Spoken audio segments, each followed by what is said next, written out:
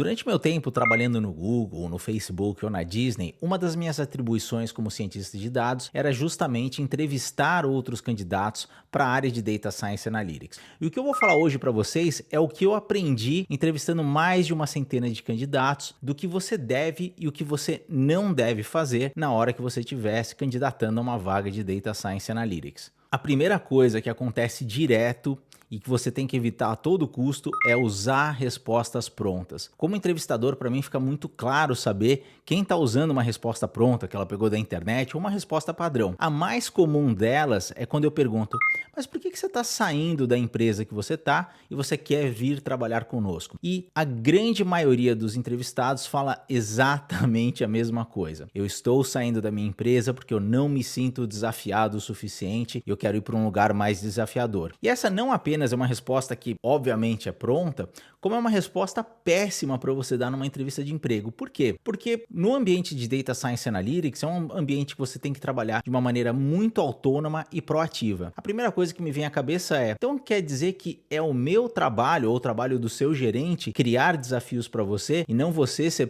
proativo e criar para você mesmo esses próprios desafios? E aí me mostra que esse candidato provavelmente ele não é um candidato proativo, não é um candidato capaz de gerar trabalho para ele mesmo. Ele precisa de alguém micromanaging o trabalho dele. Então, além de ser uma resposta bastante padrão, é uma resposta que não é indicada para você dar na hora que te fizerem essa pergunta. O segundo ponto é quando você vai falar sobre a experiência. Uma das primeiras coisas que eu pergunto numa entrevista de emprego é: me fale um pouco sobre o seu background, me fale um pouco sobre você. Geralmente a resposta ideal é você começar a trabalhar com o seu último trabalho, o seu background, o trabalho que você está atualmente, ou o último trabalho que você fez antes de estar aplicando para essa vaga. E é importante que você só fale de projetos e funções que você exerceu, da qual você tem uma extrema confiança, porque geralmente você vai receber perguntas sobre essa função. Então eu lembro que às vezes algum candidato começa a me falar sobre o trabalho e ele entra num tópico de um projeto que ele fez, ou alguma atribuição que ele tinha, que para mim é muito importante para a vaga. E aí geralmente quando ele entra nesse tópico eu faço perguntas. E às vezes acontece que o candidato ele não consegue responder as perguntas. E por que isso é um problema? Porque não teria como ele ter trabalhado realmente no projeto que ele fez, ou ele ter a atribuição que ele teve, se ele não sabe responder as perguntas que eu fiz sobre esse projeto, sobre essa atribuição. Então é importantíssimo que você não invente nada nessa hora e fale de projetos que você tenha confiança de responder as perguntas, caso eu faça uma pergunta para você sobre esse projeto. Um outro ponto é: sempre tente responder as perguntas com exemplos reais. Por exemplo, às vezes eu pergunto para o candidato: me explique um caso em que você utilizaria um two-tailed test. Ele pode responder simplesmente que é para casos onde eu estaria comparando dois grupos, ou ele pode me dar exemplos reais e falando: interessante essa pergunta. De fato, no meu último trabalho, eu tive que realizar algumas vezes two-tailed tests para projetos específicos, e ele explica o projeto no qual ele usou um two-tailed test, e ele me explica como ele realizou esse processo. Essa é a melhor resposta que você pode dar quando eles fazem esse tipo de pergunta. Traga exemplos reais. Um outro ponto, acontece às vezes também, é: não tente enrolar o entrevistador. Muitas vezes eu pergunto alguma coisa para um candidato e, por ele não saber a resposta, ele tenta sair pela tangência e responder uma outra coisa. Simplesmente fale: desculpa, mas eu não sei a resposta para essa pergunta. É muito mais nobre, você não está avaliando o candidato pelo conhecimento global dele de tudo que você perguntou. Às vezes você gostou muito do candidato, ele respondeu eficientemente todas as outras perguntas, e uma outra pergunta talvez naturalmente ele não saiba a resposta. Isso não é problema. O problema é quando você tenta enrolar um entrevistador, porque aí você começa a se perguntar: será que ele tentou me enrolar também nas outras perguntas que ele respondeu?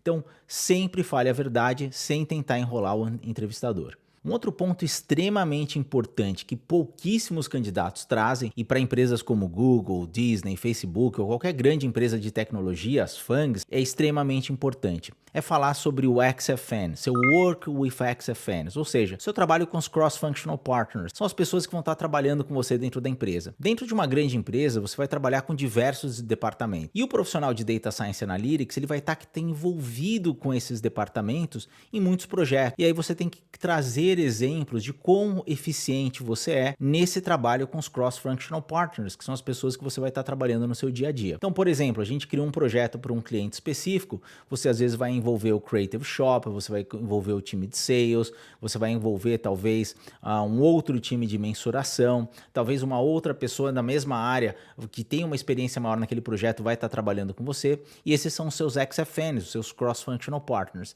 O seu trabalho colaborativo que você pode demonstrar dentro da entrevista de emprego é extremamente importante para decisão se você vai contratar ou não um candidato. Depois, parece um ponto bobo, mas é extremamente importante, seja agradável e simpático sem ser pessoal. Quando você está contratando um candidato, além de todos os skills, todas as habilidades que ele tem, que são importantes para a vaga, você também quer contratar alguém que você vai ter o prazer de estar trabalhando com aquela pessoa. Se a pessoa for rabugenta, falar mal, for meio mal educada, ou principalmente se ela for arrogante, às vezes já aconteceu de eu entrevistar candidatos que eles eram extremamente arrogantes, fala, bom, eu não gostaria de trabalhar com essa pessoa, ou não gostaria que um colega meu trabalhasse com essa pessoa. Então não seja assim, tente ser simpático, educado, demonstrar interesse na vaga, sem ser pessoal, sem fazer perguntas pessoais ou sem demonstrar pessoalidade. O foco é no seu trabalho apenas. E por último, no final da entrevista de emprego, geralmente a gente pergunta: você tem alguma pergunta?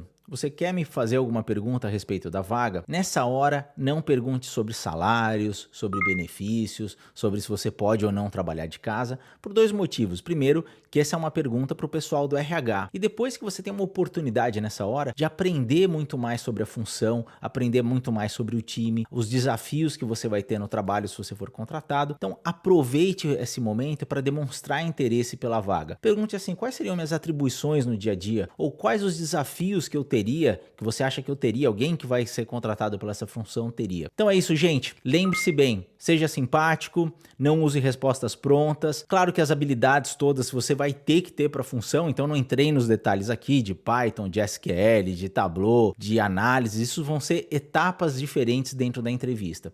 Mas o mais importante são esses detalhes, além de todas as suas habilidades, que muita gente falha nessas horas, mas se você fizer da maneira correta, você vai ter uma vantagem competitiva muito grande. Até a próxima.